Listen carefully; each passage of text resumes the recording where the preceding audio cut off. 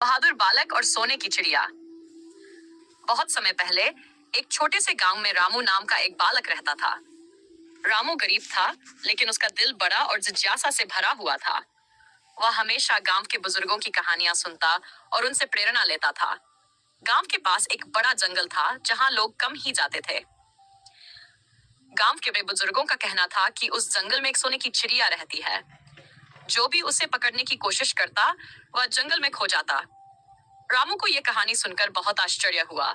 उसने सोचा, अगर मैं इस चिड़िया को पकड़ लूं, तो मेरे गांव का सारा दुख दूर हो सकता है। रामू ने ठान लिया कि वह जंगल जाएगा और सोने की चिड़िया को देखेगा। एक सुबह सूरज की पहली किरण के साथ रामू ने जंगल की ओर रुख किया।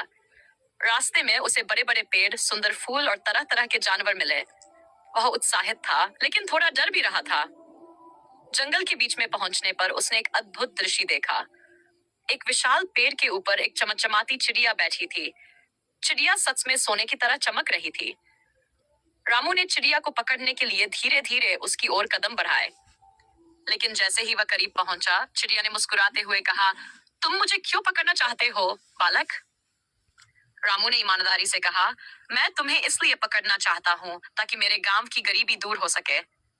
लोग कहते हैं कि तुम जादुई हो और तुमसे गांव की किस्मत बदल सकती है।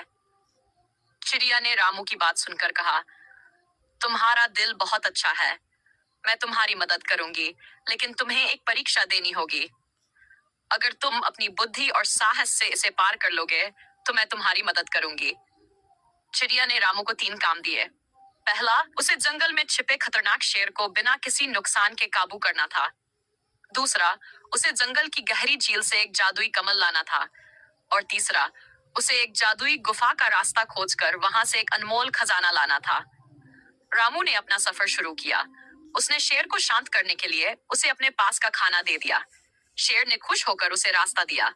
फिर झील तक पहुंचने पर रामू ने एक लंबी लकड़ी की मदद से कमल तोड़ा। तीसरे काम के लिए उसने अपनी समझदारी से जादुई गुफा का रास्ता खोजा और खजाने को हासिल किया। चिड़िया ने जब देखा कि रामू ने सभी कार्य पूरे कर लिए हैं, तो वह बहुत प्रसन्न हुई। उसने रामू से कहा, तुमने अपनी मेहनत और ईमानदारी से यह साबित कर दिया कि तुम इस मदद के योग्य हो। जाओ, यह खजाना तुम्हारे गांव की गरीबी दूर कर देगा।